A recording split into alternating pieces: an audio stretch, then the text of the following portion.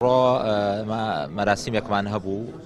بەمەبەستی کە لەلایەن حکوومەتی یابانیەوە بڕێک پارە دیاری کرابووە دەستگای گشتی کاروباری مین بەمەستی دابینکردنی کۆمەڵێک کەلوپەلی پاکسازی بۆ تیمەکان.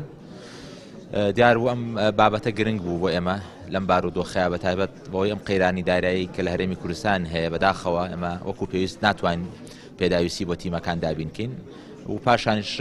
هاوکارەکە ڕاستەوخۆ بوو بۆ دەستگا بۆ یەتوانیمان بەشیشی باش کەلوپەلی پاکسازی پێدابینکەین بەتایبەتی بەپێ ئەو پلانی کە دانراوە 11 کێڵگەمین لە ضمنی ئەم پلانەیە کە 4 لە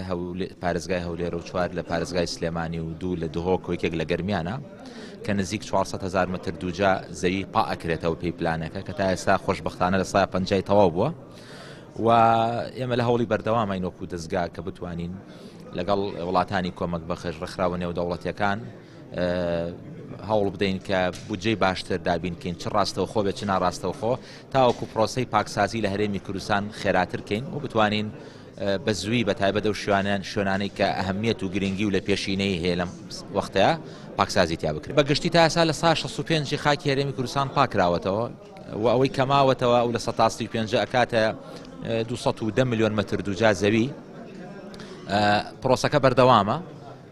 بەڵام حتمما ئەم بارودۆخی دارایی کە ئێستا لە هەرێمی کوردستان هەیە کاریگەری لەسەر ئێمەش کردووە تا ئێستا ئاماری کۆتایی نیە بەس تقریبا تا ئێستا کە ئێمە قسەی تاکەن نزیک بە 2.5 ملیۆن متر دووجا زەوی پاکراوەتەوە لە ساڵی 2007.